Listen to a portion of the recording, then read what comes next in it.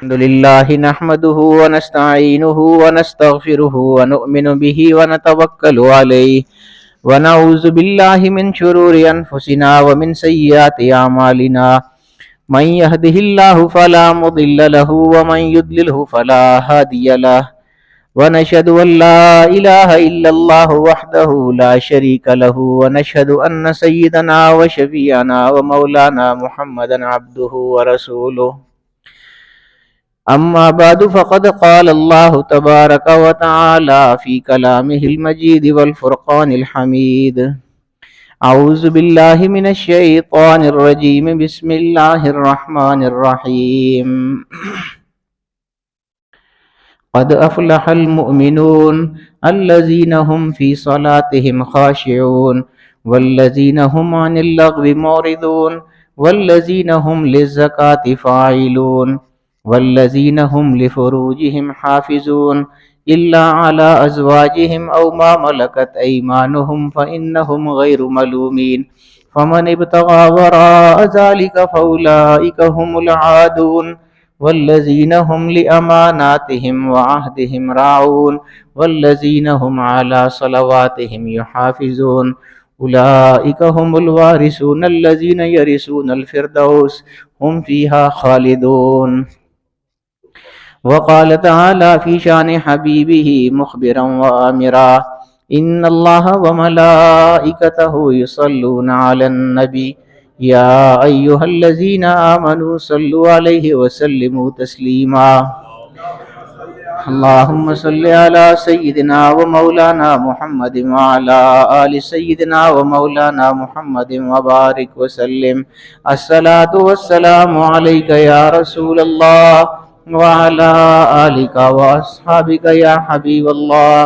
الصلاة والسلام عليك يا شفيع المذنبين وعلى آلك وأصحابك يا رحمة للعالمين. سامعین محترم، 2 جمعوں کی چھٹی کے بعد پھر آپ کے پاس حاضر ہو گیا ہوں. چھٹی تو نہیں ہوئی تھی، یہاں نہیں پڑھائے تھے، کسی اور جگہ پڑھائے تھے. بہرحال یہاں سے چھٹی ہی تھی، پنجاب کے دورے پہ گیا ہوا تھا، آپ سب کو پتہ ہے. تو جانے سے پہلے میں کوئی 1 مہینہ ایک موضوع مستقل بیان کر رہا تھا، اسی سلسلے کو آگے بڑھائیں گے. اب مجھے یہ پتہ نہیں ہے کہ وہ موضوع آپ کو یاد ہے یا نہیں یاد جو میں بیان کر رہا تھا. میں آپ کو بتا رہا تھا مومن کی نشانیاں اللہ پاک نے کیا بیان فرمائی ہیں قرآن کریم میں. یہ موضوع ہمارا تقریباً پورا مہینہ چلتا رہا تھا. تو پھر میں ادھر چلا گیا تو توقف آ گیا تھا. ابھی پھر اسی سلسلے کو انشاءاللہ تھوڑا سا آگے بڑھاتے ہیں. 1-2 چیزیں رہ گئی تھیں، وہ میں نے کہا آپ کو بتا دوں تاکہ وہ مکمل ہو جائے. اس کے بعد پھر جمادی ثانیہ کا مہینہ آ جائے گا، اور وہ مہینہ منسوب ہے تاجدار صداقت سیدنا ابوبکر صدیق رضی اللہ تعالیٰ عنہ کے ساتھ. تو وہ پھر اگلا مہینہ انشاءاللہ اس پہ گفتگو ہوتی رہے گی. اس کو ختم کر لیتے ہیں اس جمعے میں انشاءاللہ اس موضوع کو. میں نے آپ کو بتایا تھا کہ اللہ پاک نے کچھ چیزیں قرآن کریم میں بیان فرمائی ہیں مومن کے حوالے سے کہ مومن کون ہوتا ہے. میں آپ کو یہ بھی بتا چکا ہوں کہ ہم الحمدللہ مسلم تو ہیں سارے، لیکن مومن ہم میں سے شاید بہت کم لوگ ہوں گے. اصل تو مومن ہونا ہے. مسلم تو ہم اس لیے ہیں نا کہ ہم پیدائشی طور پر حضور علیہ الصلوۃ والسلام کی امتی ہیں. یہ تو اللہ کا انعام ہے ہم پر کہ اس نے ہمیں مومن مسلم گھرانے میں پیدا کیا. مومن تو ہم نے خود بننا ہے نا اپنے اعمال کے ساتھ. قرآن کریم تو یہی فرماتا ہے کہ ہر مسلم مومن نہیں ہوتا. مومن کی جو نشانیاں اللہ پاک نے قرآن کریم میں بیان فرمائی ہیں وہ میں آپ کو بتا رہا ہوں وقتاً فوقتاً. جو آدمی مکمل طور پر ان چیزوں کا خیال رکھتا ہے، ان کے مطابق اپنی زندگی گزارتا ہے، یعنی اللہ تعالیٰ جن چیزوں کو پسند فرماتا ہے ان چیزوں پر آدمی عمل پیرا ہو، اور جن چیزوں سے اللہ اور اس کے رسول منع فرماتے ہیں ان سے انسان بچے، پرہیز کرے، احتراز کرے، تو تب آدمی مومن ہوگا. ایسے ہی تو ہر ایک آدمی مومن نہیں ہو جاتا. یعنی اللہ کی بھی آدمی نافرمانی کرتا رہے، حضور کی بھی آدمی نافرمانی کرتا رہے اور پھر مومن بھی کہلائے، ایسا نہیں ہو سکتا. تو مومن ہونے کے لیے اللہ کے احکامات کی پیروی بہت زیادہ ضروری ہے۔ اور اس میں نے آپ کو بتایا تھا کہ سب سے پہلی چیز جو اللہ پاک نے بیان فرمائی وہی نماز ہے۔ قد افلح المؤمنون، بے شک مومن جو ہوتا ہے وہ کامیاب ہو جاتا ہے، لیکن وہ ہوگا کون؟ الذین هم فی صلاتہم خاشعون۔ سب سے پہلی نشانی اللہ پاک نے نماز کی بیان فرمائی کہ مومن وہ ہوگا جو اپنی نماز کو بہت عمدہ طریقے سے ادا کرے گا۔ دیکھیے، عمدہ طریقے سے ادا کرنے کی بات ہے، ادا کرنے کی بات نہیں ہے، یعنی صرف یہ نہیں فرمایا کہ جو ادا کرے گا نماز وہ مومن ہو جائے گا، بلکہ ادا بھی کرے گا اور عمدہ طریقے سے ادا کرے گا تب مومن ہوگا۔ تو ہم تو بہت سارے لوگ ایسے ہیں کہ جو نماز ادا بھی نہیں کرتے، بہت سی نمازیں ہماری رہ جاتی ہیں، ہم تو رعایت بھی نہیں کرتے نمازوں کی، اور بہت ساری نمازوں کو ہم قضا کر دیتے ہیں، بلا وجہ قضا کر دیتے ہیں، کوئی ایسی وجہ بھی نہیں ہوتی۔ حالانکہ جو لوگ پڑھنے والے ہیں، نماز کی پابندی کرنے والے ہیں، وہ تو آپ دیکھیں کہ ایسے ایسے لوگ بھی ہیں کہ جو ٹانگوں سے معذور ہیں، بازوؤں سے معذور ہیں، بازو ہے ہی نہیں ہے، کس طرح وضو کرتے ہیں؟ پاؤں کے ساتھ لوٹا پکڑ کے وضو کر لیتے ہیں اور پھر بھی نماز پڑھتے ہیں۔ تو اعزاز ان کو ملیں گے یا ہم کو ملیں گے جو کہ صحیح تندرست ہیں، صحت مند ہیں، پھر بھی ہم نمازوں کو چھوڑ دیتے ہیں؟ یقیناً ان کو اعزاز ملیں گے نا جو اللہ رب العالمین کا حکم بجا لاتے ہیں، اور ان کے لیے تو دورے دورے انعامات ہوں گے۔ ہم لوگ تو اگر کریں گے، مثلا صحیح سلامت اللہ پاک نے جسم عطا فرمائے ہے، تو ہم تو جو کام کریں گے ہمیں ایک ثواب ملے گا، لیکن اگر کوئی معذور ہے، جس طرح حضور علیہ الصلوۃ والسلام نے فرمایا کہ کوئی صحیح آدمی اگر جس کی زبان صحیح صاف ہو، وہ اگر قرآن کریم کی تلاوت کرے تو اس کو اللہ پاک ایک اجر عطا فرماتا ہے۔ لیکن اگر کوئی ایسا آدمی ہے کہ جس کی زبان صاف نہیں ہے، توتلی زبان ہے، یا زبان اس کی اڑتی ہے، صاف چلتی نہیں ہے، رکتی ہے زبان، تو وہ رک رک کے جب قرآن کریم کی تلاوت کرتا ہے اور اس کو مشکل ہوتی ہے اس میں، تو اللہ پاک اس کو ایک نہیں بلکہ 2 اجر عطا فرماتا ہے، ایک قرآن پڑھنے کا اور ایک مشکل سے قرآن پڑھنے کا، یہ 2 اجر اللہ پاک اس کو عطا فرماتے ہیں۔ تو اسی طرح اگر ہم صحت مند اور تندرست لوگ اگر وضو بناتے ہیں تو ہمیں اس کا 1 اجر ملتا ہے، لیکن یہی کوئی اگر معذور آدمی ہے جس کے بازو ہی نہیں ہے، ہاتھ نہیں ہے، وہ اگر کسی طرح وضو بنا کے نماز پڑھتا ہے تو یقینی بات ہے کہ اس کو 2 اجر عطا ہوں گے، ایک یعنی وضو بنانے کا اور ایک مشکل سے وضو بنانے کا۔ تو یہ بہت یعنی اہم چیز ہے نماز، جس میں ہم لوگ سستی کر جاتے ہیں، غفلت کر جاتے ہیں۔ قرآن کریم اصل میں ہمارا مسئلہ یہ ہے، صحیح میں آپ کو بتاتا ہوں، میرا دل اس بات پہ بہت دکھتا ہے کہ ہم لوگ قرآن کی تعلیمات بہت کم بیان کرتے ہیں اپنے، جو ہماری تقریریں ہوتی ہیں، جو ہمارے وعظ ہوتے ہیں، ادھر ادھر محفلوں میں بھی میں چونکہ جاتا رہتا ہوں، تو عام طور پر نا قرآن کے حوالے سے بہت کم گفتگو ہوتی ہے، ادھر ادھر کی کہانیاں کرتے رہیں گے، قصے کرتے رہیں گے۔ اس سے بہتر ہے کہ قرآن کی جو تعلیمات جو ضروری ہیں وہ بتائیں لوگوں کو، جن چیزوں کی لوگوں کو ضرورت ہے، جن چیزوں پہ لوگوں نے عمل کر کے کامیاب ہونا ہے، وہ چیزیں بتائیں ہر آدمی کو۔ تو نماز کے حوالے سے بھی جو قرآن کریم کی آیات ہیں، اتنی سخت آیات ہیں کہ اللہ رب العالمین فرماتا ہے کہ وَمَنْ أَعْرَضَ عَنْ ذِكْرِي فَإِنَّ لَهُ مَعِيشَةً ضَنْكًا۔ آپ یہ تو جانتے ہیں نا کہ قرآن اللہ کا کلام ہے، اور اس کلام میں کوئی شک بھی نہیں ہے، ذَلِكَ الْكِتَابُ لَا رَيْبَ فِيهِ، وہ سچا کلام ہے۔ تو جب اللہ پاک یہ بات فرماتا ہے تو اس بات کو پھر سمجھنا چاہیے نا کہ یہ سچ ہے۔ کیا فرماتا ہے اللہ پاک؟ وَمَنْ أَعْرَضَ عَنْ ذِكْرِي،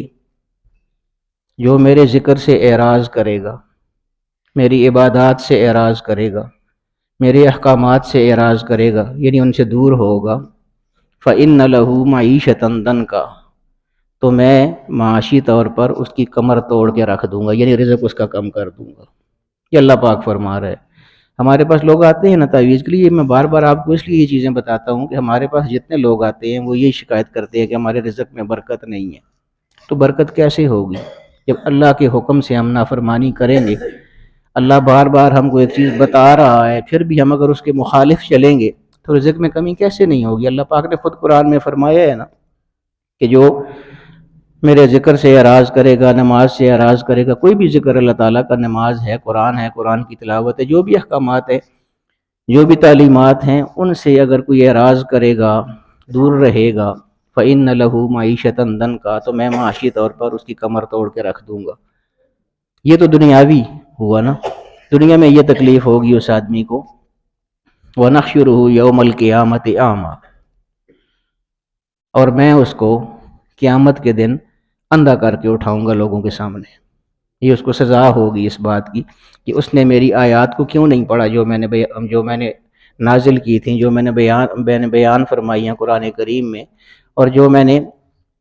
ہدایت کے لیے جتنی بھی تعلیمات میں نے بتائی ہیں ان پر اس نے عمل کیوں نہیں کیا، ان کو کیوں نہیں پڑھا۔ آنکھیں جو اس کو عطا کی تھیں، قرآن کیوں نہیں پڑھا تھا، قرآن کا ترجمہ کیوں نہیں پڑھا تھا، دین کو کیوں نہیں سمجھا تھا، اس لیے اندھا کر کے اٹھاؤں گا کہ آنکھوں سے اس نے کام نہیں لیا۔ پھر پوری منظرکشی اللہ پاک فرماتے ہیں، قال رب لما حشرتنی اعمی، وہ آدمی آگے سے کہے گا رب لما حشرتنی اعمی، اے رب مجھے تو نے اندھا کر کے کیوں اٹھایا ہے، وقد کنت بصیرا، حالانکہ میں تو دنیا میں آنکھیں رکھتا تھا، میں تو دیکھا کرتا تھا، ہر چیز کو دیکھ سکتا تھا، تو نے مجھے بینائی بھی عطا فرمائی تھی، بینائی کی قوت عطا فرمائی تھی، تو میری تو آنکھیں صحیح سلامت تھیں دنیا میں، تو باری تعالیٰ آج مجھے کیوں اندھا کر کے تو اٹھا رہا ہے۔ قال کذالک اتتک آیاتنا فنسیتھا، تو اللہ پاک آگے سے فرمائے گا کہ تمہارے پاس میری آیات آئی تھی نا، قرآن کریم میں نے بھیجا تھا نا، اپنی ساری نشانیاں بھی دکھائی تھی نا، سارا کچھ سمجھایا تھا، حدیث بھی پڑھی تھی تم نے، حدیث بھی تم تک پہنچی ہوئی تھی، فنسیتھا، وہ سارا کچھ ہوتے ہوئے بھی تم نے ان کو بلا دیا تھا، تم نے ان پر عمل نہیں کیا تھا، نہ میری باتوں پر، نہ میرے رسول کی باتوں پر، کسی بات پہ تو نے عمل نہیں کیا، اپنی ہی مرضی کرتا رہا، میری ساری آیات کو بلا دیا تھا، وَكَذَلِكَ الْيَوْمَ تُنْسَىٰ، اسی طرح آج تجھ کو بھی بلا دیا جائے گا، تیرا کوئی خیال نہیں رکھا جائے گا۔ پھر آگے اللہ پاک یہ بھی فرماتے ہیں کہ كَذَلِكَ نَجْزِي مَنْ أَسْرَفَ وَلَمْ يُؤْمِنْ بِآيَاتِ رَبِّهِ، اسی طرح ہم بدلہ دیتے ہیں اس کو جو ہماری بات نہیں مانتا، وَلَمْ يُؤْمِنْ بِآيَاتِ رَبِّهِ، اور جو اپنے رب کی آیات پر ایمان نہیں لاتا، یعنی جو آیات ہم نے قرآن کریم میں بیان فرمائی ہیں ان کے مطابق زندگی نہیں گزارتا، عمل نہیں کرتا، اس کو ہم ایسی ہی پھر سزا بھی دیں گے، ایسی ہی اس کی جزا بھی ہوگی، سزا بھی ہوگی۔ وَلَعَذَابُ الْآخِرَةِ أَشَدُّ وَأَبْقَىٰ، اور یہ بھی جان لو تم سب کہ دنیا میں جو عذاب ہوتے ہیں یہ بہت کم ہوتے ہیں، ان عذابوں کو تم نہیں جھیل سکتے جو دنیا میں عذاب ہوتے ہیں، تو یہ سمجھ لو کہ آخرت کا عذاب اس سے بہت زیادہ ہوگا، وہ تم برداشت بھی نہیں کر سکتے جو عذاب آخرت میں تمہیں دیا جائے گا۔ تو یعنی کتنی تفصیل موجود ہے نماز کے حوالے سے، کتنے احکام موجود ہیں قرآن کے، اور بے شمار جگہ ہیں قرآن کریم کی، بے شمار آیات ہیں نماز کے حوالے سے۔ تو اس لیے میں عرض کر رہا تھا کہ یہ تو پہلی ہی نشانی اللہ پاک نے نماز کی بتائی تھی مومن کی، پھر آگے مزید بہت ساری چیزیں ہیں وہ میں آپ کو بتاتا رہا ہوں ساتھ ساتھ، تھوڑا تھوڑا میں اشارہ دیتا جاتا ہوں تاکہ آپ کو وہ باتیں یاد آ جائیں ساری، اور ایک تسلسل کے ساتھ پورا یہ ہمارا جو موضوع ہے یہ سمٹ جائے۔ نعرہ تکبیر، نعرہ رسالت، نعرہ رسالت، حضرت پیر جی۔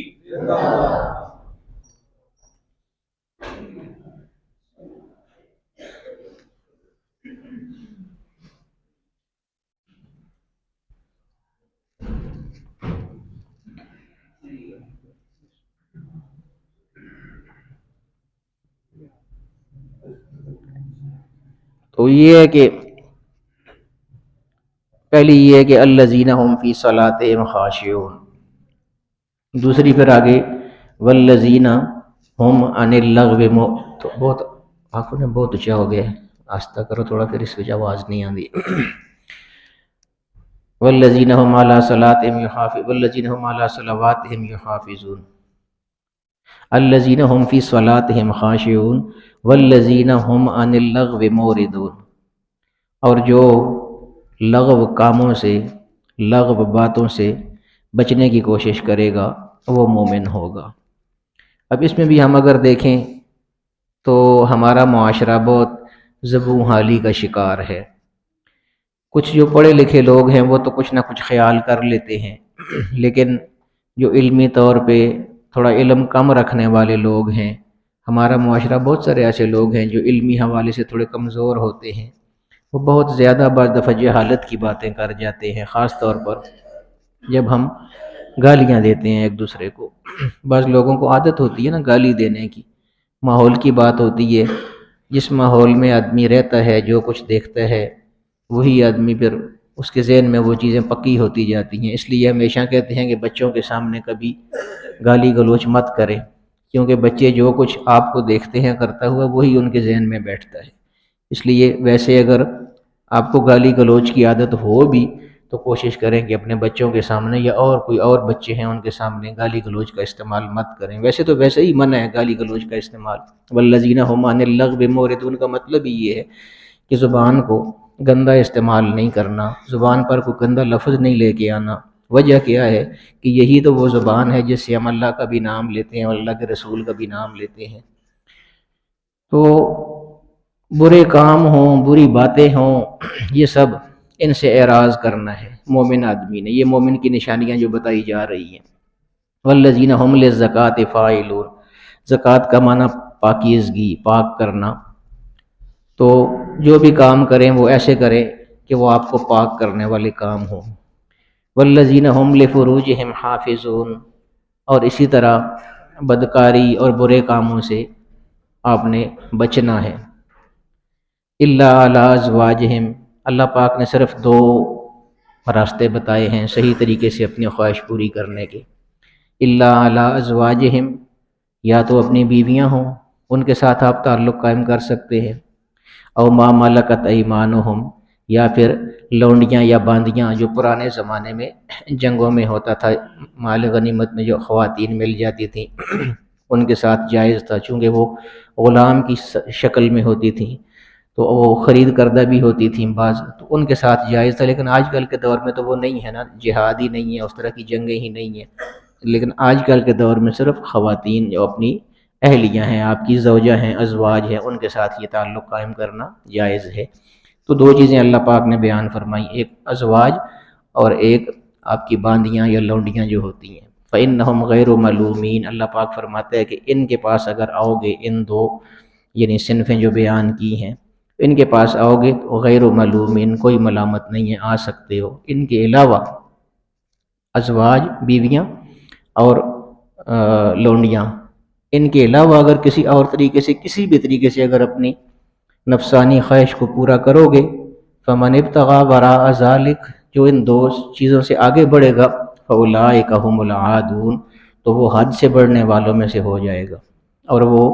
یعنی میری مخالفت، کھلی میری مخالفت کرنے والا ہو جائے گا۔ فاولئک هم العادون۔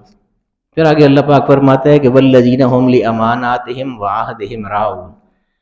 اور مومن کی 2 یہ نشانیاں بھی اللہ پاک نے بیان فرمائیں کہ وہ جب ان کے پاس جب کوئی امانت ہوتی ہے تو اس میں وہ خیانت نہیں کرتے، وعہدہم، اور جو وعدہ کرتے ہیں اس کی پاسداری کرتے ہیں، اس کو پورا کرتے ہیں۔ یہ وعدہ یہ بھی بہت اہم چیز ہے دوستو، اس میں بھی ہم بہت کمزور ہیں۔ امانت میں خیانت یہ بھی بہت بڑی بات ہے، اس کے بہت سارے واقعات ہیں، تفصیل میں کچھ آپ کو بتا چکا ہوں۔ حضرت علی کرم اللہ وجہ الکریم کے حوالے سے میں نے آپ کو بتایا تھا کہ حضور نے جب ہجرت فرمائی تھی تو رات کو حضرت علی کرم اللہ وجہ الکریم کو اپنی چارپائی پر لٹا دیا تھا اور فرمایا تھا کہ تم یہیں رکو، میں تو ہجرت کر رہا ہوں۔ اور کس لیے روکا تھا ان کو؟ فرمایا تھا کہ میرے پاس بہت سارے کافروں کی امانتیں پڑی ہوئی ہیں۔ اندازہ کیجئے، کافر جو حضور کی جان کے دشمن تھے، جن کی وجہ سے حضور ہجرت فرما رہے تھے، ان کی امانتوں کا اتنا خیال ہے کہ جا رہے ہیں ہجرت کے لیے اور علی کرم اللہ وجہ الکریم کو اپنے بستر پہ لٹا کے جا رہے ہیں کہ یہ صبح جن جن کی امانتیں ہیں ان کو واپس کر کے پھر تم بھی مدینے آ جانا۔ یہ ہے نا امانت کا حق ادا کرنا۔ حضرت علی کرم اللہ وجہ الکریم فرماتے ہیں کہ وہ بہت مشکل رات تھی، کیونکہ ہجرت جو کر رہے تھے حضور علیہ الصلوۃ والسلام، اور ہجرت کر بھی اس وجہ سے رہے تھے کفار کی ایذا رسانیوں کی وجہ سے۔ کفار تو آپ کو ختم کرنے کے در پہ تھے نا، معاذ اللہ آپ کو مارنے کے در پہ تھے حضور علیہ الصلوۃ والسلام کو۔ تو ان حالات میں حضرت علی کرم اللہ وجہ الکریم کو حضور نے اپنے بستر پہ لٹایا اور فرمایا تم یہیں رہو گے، میں جا رہا ہوں۔ بڑی مشکل رات تھی، لیکن حضرت علی کرم اللہ وجہ الکریم کیا فرماتے ہیں کہ یہ جتنی بھی مشکل رات تھی اتنا ہی زیادہ میں سکون سے سویا تھا۔ اور اس کی وجہ وہ کیا بیان فرماتے ہیں؟ فرماتے ہیں کہ اگرچہ وہ حالات بہت خطرناک تھے، کٹھن حالات تھے، کوئی پتہ نہیں تھا کس وقت کوئی اندر داخل ہو، اور چارپائی پر تو میں لیٹا ہوا ہوں گا، تو جان کے درپے تھے وہ حضور علیہ الصلوۃ والسلام کے، اور چارپائی بھی حضور علیہ الصلوۃ والسلام کی تھی جس پر میں نے لیٹنا تھا۔ تو یہ ہو سکتا تھا نا کہ کفار اندر داخل ہوتے تو حضور کا سمجھ کے وہ مجھے مار دیتے، وہ سمجھتے حضور علیہ الصلوۃ والسلام اپنی چارپائی پر ہیں اور وہ مجھے مار دیتے، تو مشکل ترین رات تھی وہ اس حوالے سے۔ لیکن حضرت علی کیا فرما رہے ہیں کہ سب سے پرسکون نیند مجھے اس رات آئی تھی، اور وجہ کیا بیان فرمائی، دیکھیے نا عقیدت دیکھیے صحابہ کرام کی، اور حضور علیہ الصلوۃ والسلام پر یقین اور توکل دیکھیے۔ فرماتے ہیں کہ چونکہ حضور نے یہ فرما دیا تھا نا کہ میں ابھی جا رہا ہوں تو تم سب امانتیں سب کو واپس دے کے آ جانا، تو جب حضور نے فرما دیا تھا کہ آ جانا تو اس کا مطلب یہی تھا کہ مجھے رات کو کچھ نہیں ہوگا، اس لیے میں سکون سے سو گیا تھا۔ نعرہ تکبیر، نعرہ رسالت، کتنا یقین ہے، کتنا اعتماد ہے۔ کہتے ہیں کہ ساری زندگی اتنی سکون کی نیند میں نہیں سویا تھا جتنی سکون کی نیند میں اس رات سویا تھا، صرف اس وجہ سے کہ جب حضور نے فرما دیا ہے کہ صبح آ جانا، اور حضور کی بات غلط ہو نہیں سکتی، تو اس لیے یقین تھا کہ صبح تک مجھے کوئی کچھ نہیں کہہ سکتے۔ تو یہ بڑے یہ امانات اور عہد ایک اور جگہ قرآن کریم میں آتے ہیں، وَأَوْفُوا بِالْعَهْدِ ان العہد کان مسئولا، کسی کے ساتھ اگر وعدہ کرو تو اس کو ہر حال میں پورا کرنا ہے، اس حد تک ان العہد کان مسئولا، اگر کسی کے ساتھ وعدہ کیا اور پورا نہ کیا تو کان مسئولا، قیامت کے دن سوال کیا جائے گا کہ جب وعدہ کر لیا تھا تو اس کو پورا کیوں نہیں کیا تھا۔ یعنی کتنی سخت چیزیں ہیں، ہم ان کو کتنا ہلکا لیتے ہیں، ہمیں احساس تک نہیں ہوتا کہ اللہ تعالیٰ کے جو فرامین ہیں، جو احکام ہیں، ان پر ہماری بالکل توجہ نہیں ہوتی ہے، ہمیں احساس بھی نہیں ہوتا ہے کہ اللہ پاک کس انداز میں، کس لہجے میں ہم کو مخاطب فرما رہا ہے، اور کتنی اہم چیزیں ہم کو بتا رہا ہے، خاص طور پر بتا بھی رہا ہے، اور پھر ساتھ ساتھ ان کا جو عذاب ہے وہ بھی اللہ پاک ساتھ ساتھ بیان فرما رہا ہے کہ یہ چیز کرو گے تو ایسے ہوگا، یہ چیز کرو گے تو ایسے ہوگا۔ یہ ساری چیزیں ہم کو معلوم بھی ہیں، پڑھتے بھی ہیں، سنتے بھی ہیں، پھر ہم کیوں نہیں عمل کرتے؟ عمل تو کرنا پڑے گا نا، عمل سے ہی زندگی بنے گی، جنت بھی جہنم بھی، عمل سے زندگی بنتی ہے، جنت بھی جہنم بھی۔ یہ خاکی اپنی فطرت میں نہ نوری ہے نہ ناری ہے، تو اس کا مطلب یہی ہے نا کہ ہم جب پیدا ہو جاتے ہیں تو پھر ہم نے خود یہ تعین کرنا ہوتا ہے نا، ڈیسائیڈ کرنا ہوتا ہے کہ ہم نے کس سمت میں جانا ہے، اچھے کام کرنے ہیں یا برے کام کرنے ہیں۔ اچھے کام کریں گے تو اللہ پاک ہم کو اس کی جزا عطا فرمائے گا، برے کام کریں گے تو مرضی ہماری اپنی، اچھا کام کریں یا برا کام کریں، برا کام کریں گے تو اس کی سزا ہم کو ملے گی قیامت میں۔ تو وہ تو بہت مشکل دن ہوگا نا، پھر اس دن بہت زیادہ رسوائی ہوگی۔ یہ اللہ تعالیٰ ویسے ہی تو نہیں فرماتا نا کہ وَلَا عَذَابُ الْآخِرَةِ أَشَدُّ وَأَبْقَىٰ، آخرت کا جو عذاب ہوگا وہ بہت زیادہ شدید بھی ہوگا دنیا سے، اور دوسری بات کیا ہے کہ دنیا میں تو جتنا بھی ہوا نا، زندگی کے ختم ہوتا ہی عذاب بھی ختم ہو جائے گا، اور قیامت کا جو عذاب ہے وَلَا عَذَابُ الْآخِرَةِ، آخرت کا جو عذاب ہے اشد، دنیا سے زیادہ شدید ہوگا، وَأَبْقَىٰ، اور زیادہ باقی رہنے والا ہوگا۔ یعنی دنیا میں تو عذاب کہیں نہ کہیں تو ختم ہوگا نا، زندگی ختم ہوگی تو عذاب بھی ساتھ ختم ہو جائے گا نا جو ہوگا، لیکن آخرت کی زندگی تو ختم ہونے والی نہیں ہے، وہ تو باقی رہنے والی ہے، تو جب تک وہ زندگی باقی رہے گی تب تک وہ عذاب بھی باقی رہے گا۔ اس لیے اللہ پاک فرماتا ہے کہ ان چیزوں پر عمل کرو۔ یہ جو 5-6 چیزیں ہیں، 18ویں پارے کا پہلا صفحہ ہے، کہیں بھی آپ قرآن شریف لے کے اس کا خود ترجمہ پڑھیں گے، جو ایک صفحہ ہے پہلا، تو آپ بہت اچھی طرح یہ ساری باتیں سمجھ جائیں گے۔ اللہ تعالی ہمیں ان سب چیزوں پر عمل کرنے کی توفیق عطا فرمائے۔ وآخر دعوانا الحمدللہ رب العالمین۔